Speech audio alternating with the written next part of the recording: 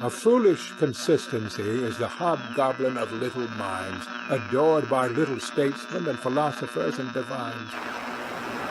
If a man does not keep pace with his companions, perhaps it is because he hears a different drummer. A different drummer. And now, coming to you from dead center on your dial, welcome to Risk Parity Radio, where we explore alternatives in asset allocations for the do-it-yourself investor.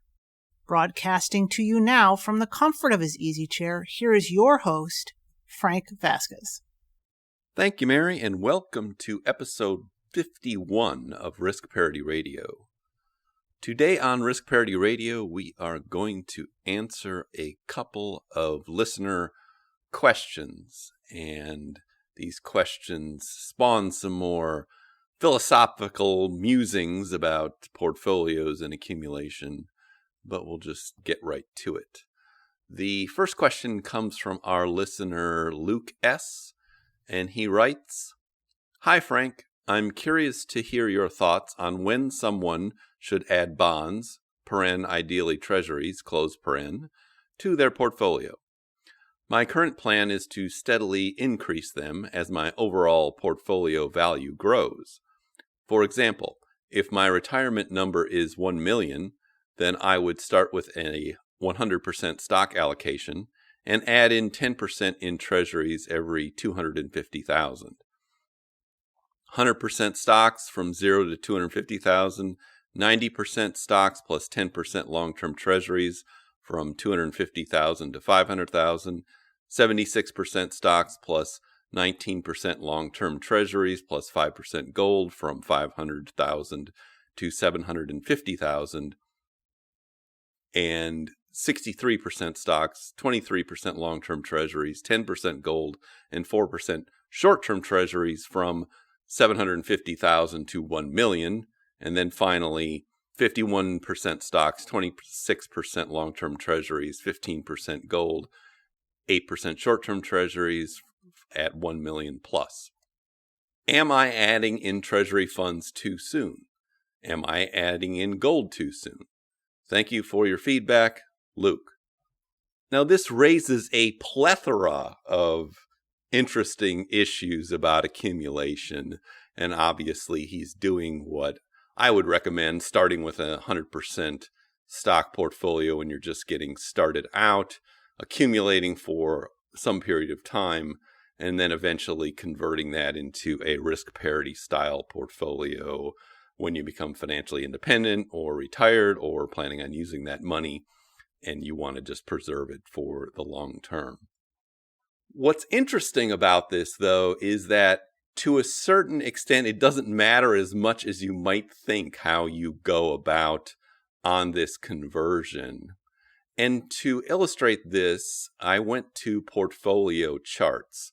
And you should go, and you'll have to do this on your own because I can't link to something that's already put the numbers in it. So you have to go put the numbers in yourself. I will link to the page where you can put in your own portfolio and analyze it. And as part of the analysis there, you can look at what's called a financial independence calculator and put in a savings rate and then look at how long it would take to get to financial independence using that calculator. And so what I did is I decided, well, let's look at both ends of the spectrum that he's talking about. Let's put in 100% stocks, and then let's put in a portfolio that started as a risk parity style portfolio, basically starting what he ended up with, and see what that would look like in terms of accumulation. So if you look at an 100% stock portfolio, and I just use the basic total stock market here for comparison purposes, and what you get out of that, and this is based on a 50-year analysis of data, is that you will get to financial independence on average in about 23 years. But there's an extremely large variance. You could get to that number in as early as 16 and a half years or as long as 29 and a half years. But the average is 23 years. And you can see that on that graph that, it starts narrow and then it expands way out as to show you the variance in holding that kind of portfolio. And that is with a 8.3% compounded annual growth rate. That's a real rate after inflation for that portfolio. But then I decided, well, let's look at the other end of that spectrum. Let's take what he plans on ending up with, which is 51% stocks, 26% long-term treasuries, 15% gold, and 8% short-term treasuries. Now, if you were to accumulate in that style of a portfolio, you'll see the variance is much less. And so the shortest period is 21 and a half years, and the longest period is 26.5 years. And so that variance is only 5 years, that it's going to be a steady climb. The average is actually 24 years. And think about that. If you compare the two of them, it's only a year difference between the two of them in terms of the average. You get the more predictability, obviously, with the more diversified portfolio. Now, obviously, you can also put in all of the variations that he had, and you're going to get things that are in between these two portfolios in terms of accumulation. So why is that? Why are they so much more similar than you might think? And that's a good question to contemplate. And when you contemplate that and think about how an accumulation phase or accumulation portfolio works, going from 0 to some number, you realize that it's essentially two features. It's mostly about the cash contributions in the beginning years of it. In fact, the cash contributions will dominate for a number of years until you get out to maybe 10 years of contributing. And I'm assuming you're contributing similar amounts just for the sake of thinking about this for this purpose. And so that's the first feature of it. But then the second feature of it is it's mostly about compounding at the end. And so on a time scale, if you are doubling every 9 years, say you're at an 8% compounded annual growth rate using the rule of 72, you're only going to get halfway there when you are 9 years out.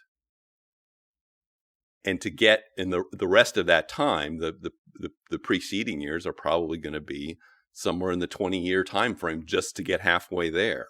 The other thing to think about here, and why a younger person who is starting out really wants to be aggressive and have lots of equities in their portfolio, is because you are essentially sitting on a big pile of future cash at the beginning of your journey. And that's all you have. Your portfolio is essentially 100% in cash, and you don't have access to it yet because it's going to come in over time as you earn it and then put it into your portfolio. So if you think about it that way, those first few contributions are just reducing that pile of cash by relatively small amounts.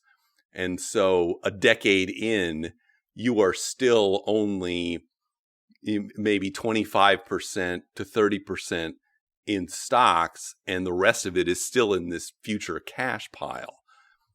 When you think about it that way, you realize that it's not very risky or aggressive to put all of your money into stocks to begin with, because you just don't have that much money to put in versus how much money you'll have to put in later.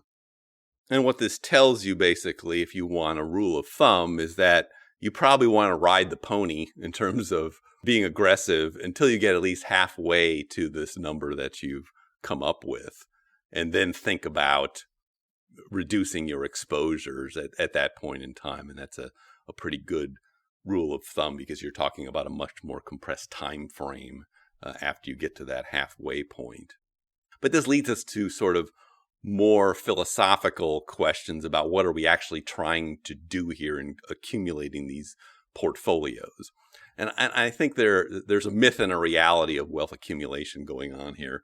The myth of wealth accumulation going on here is that it's all directed at one goal, that we are going to accumulate this certain amount of money, and then we're going to completely stop accumulating and start living on that money for the rest of our lives. And that's all there is, and there isn't any more. And the projections that are commonly used, the 4% rule and those things like that, are based on that myth that You're going to accumulate for this one period, and then you're going to stop, and then you're going to decumulate after that, and that's all you're allowed to do.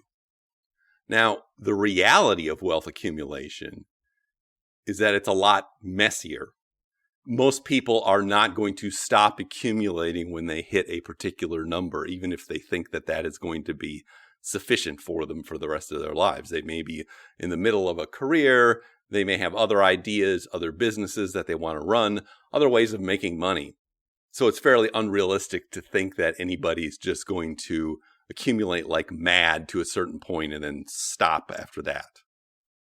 What does that reality lead you to? It leads you to starting to think about your overall wealth accumulation in two different pots, if you will.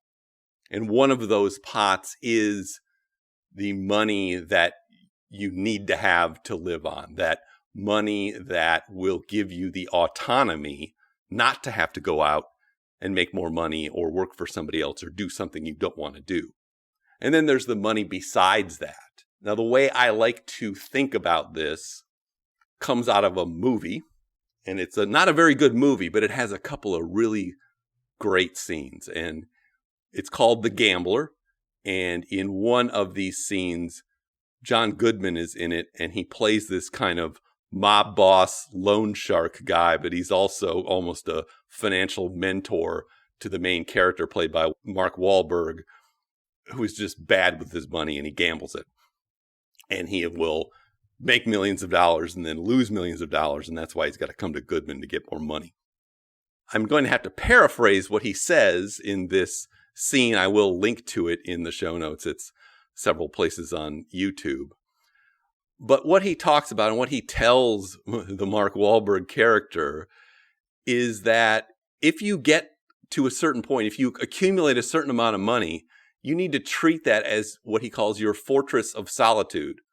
That, in my mind, is your risk parity style portfolio, that fortress of solitude that's going to last you however long it needs to last. And you take that money and you invest it wisely, not so that you can stop accumulating, but so that you can take more risks with the other money that you accumulate in that other pot. You can take speculations, or you can just go off and boondoggle it and spend it on hobbies, travel, or whatever. But the point of the matter is that it's better to think about your money accumulated or your wealth in these two pots, that you want to build that fortress of solitude. In my mind, put it in a risk parity style portfolio or something with very low variance. And then any risks you take them from that position, having that fortress. Now, if you don't know what to do with the money, just add more wings onto the fortress of solitude. There's nothing to say you just can't keep building it out until you have another idea, and then maybe you tear down the wing and go off and speculate or do a boondoggle or do whatever you want with it. But whatever you do, you don't want to end up like Marge Simpson. You have a gambling problem. That's true. Or the character in that movie played by Mark Wahlberg. Another way of saying what I've just said is that when you've won the game, you need to stop playing, or at least stop playing so hard, take some of your chips off the table. Which brings me back to Luke's question, and his plan is a good plan. It should work just fine. It will get you there in a nice, reasonable amount of time without too much trouble, and that's okay. In terms of what would be sort of the outer limits of what I would recommend for somebody who was trying to get to an accumulation of a certain size and then convert it into a risk parity style portfolio, I would say once you get to about 5 years out from when you think you're going to stop working or start relying on that money in some ways, that is the time that you should be converting to that risk parity style portfolio. If you hit your number at some point along the way early, just convert that portion right then and there, and then you can take the rest and speculate with it or boondoggle it, however you'd like to treat that other money. And since you have more money coming in, so you could increase your lifestyle if you wanted to.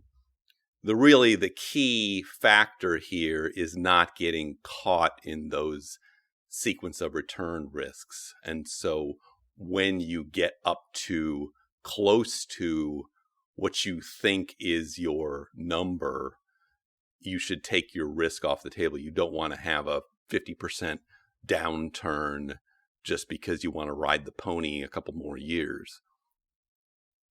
So you would want to convert that as soon as you are getting close and your portfolio is near an all-time highs. Because the other mistake that people make is they keep riding the pony. Then they fall off the pony because of a downturn. And they think, oh, I'm off the pony now. Now is the time I should be reconfiguring my assets. And that's exactly the wrong time to do it. The time to do it is when there's nothing going on and everything is rosy, but you are getting close to where you think you need to be. So you make these decisions based on your own personal situation and not on what the market is doing, other than you're feeling good about where you are. But if you'd rather have a smoother glide path like Luke has described, moving a few things over as you go up the ladder there, that is fine too. That should work just as well. And we saw from the analysis that it's really going to be a difference of a few years, which may not make much of a difference if you're in the middle of a career anyway. So Luke, I would say you're doing good, and just keep doing what you're doing. Keep on keeping on. Now let's move on to our second question. A little less more involved this time. This one comes from Matt R., and he says, "Hi Frank, I just listened to episode 50 and had this thought as you reviewed the portfolio's performance. Now, after several months of overseeing these portfolios, would you construct the experimental portfolios differently today than when you did back in July? Regards, Matt." And just to review what he is referring to, these are two of the sample portfolios over at the website www.riskparityradio.com that we review every week. And the two experimental portfolios are the ones that use leveraged funds in them.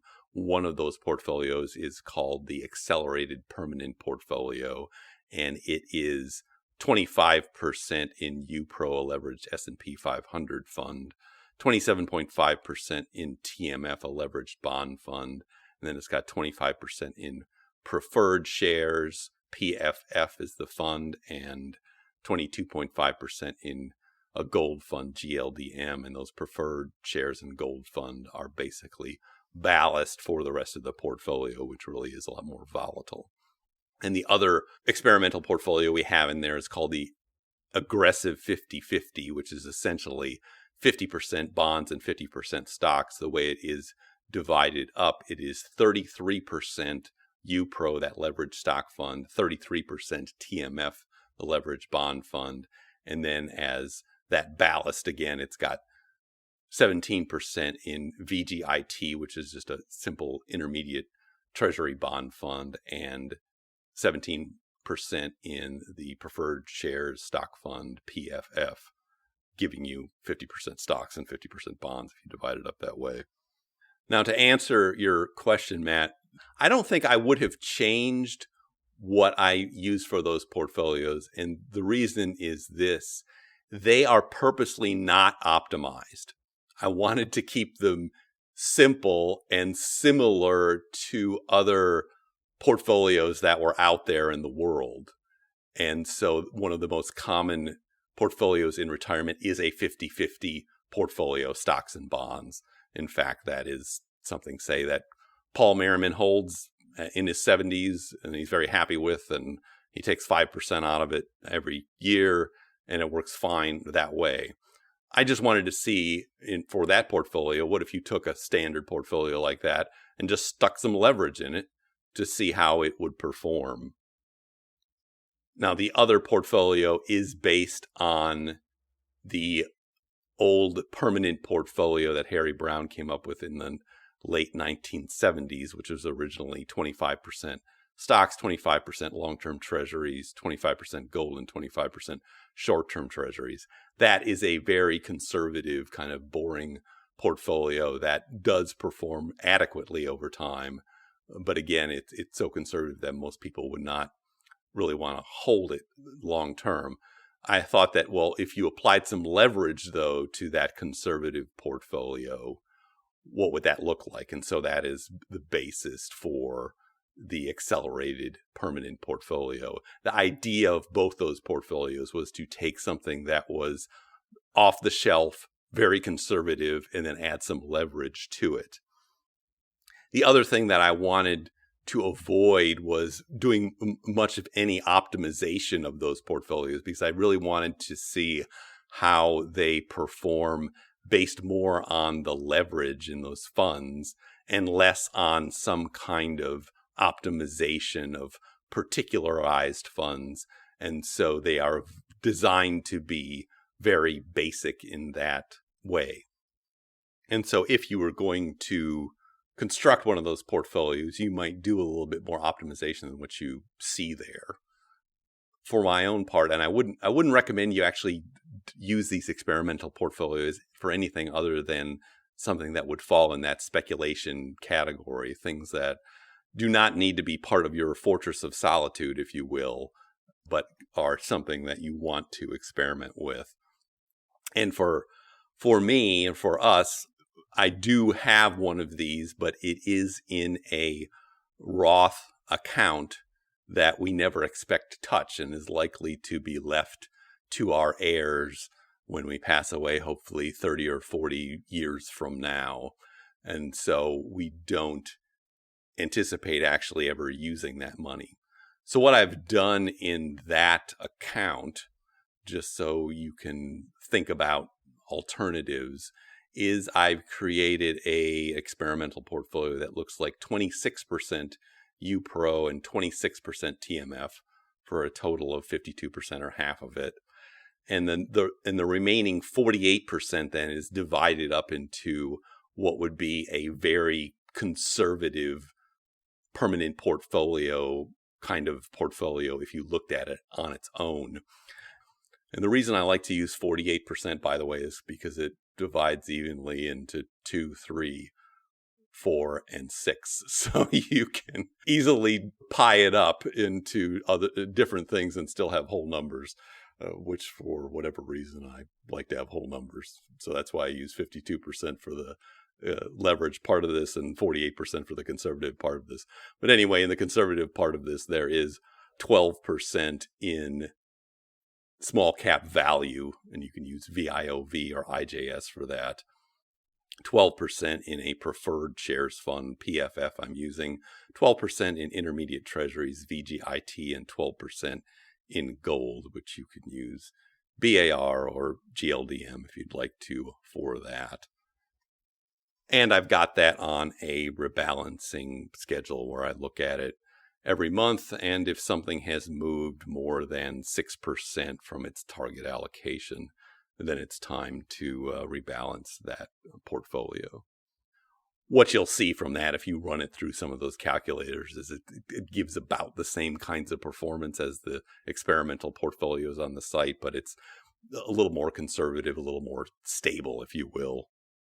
But I've not gone much beyond that. I still want to keep those portfolios as simple as possible. But again, I am not making any recommendations to you. I am just providing you with some ideas from my amateur do-it-yourself perspective. But now I see our signal is beginning to fade. I wanted to thank Luke and Matt for those very interesting questions. When I read things like that, it always sets off lots of different ideas and thoughts in my brain. If you have a question or comment, please send it by email to frank@riskparityradio.com. That's frank@riskparityradio.com. Or you can go to the website, www.riskparityradio.com, and fill out the contact form, and I will get your message that way. We will pick up next time this weekend with our weekly portfolio review, And since it's also the end of the month, we'll be talking about distributions out of the sample portfolios for February.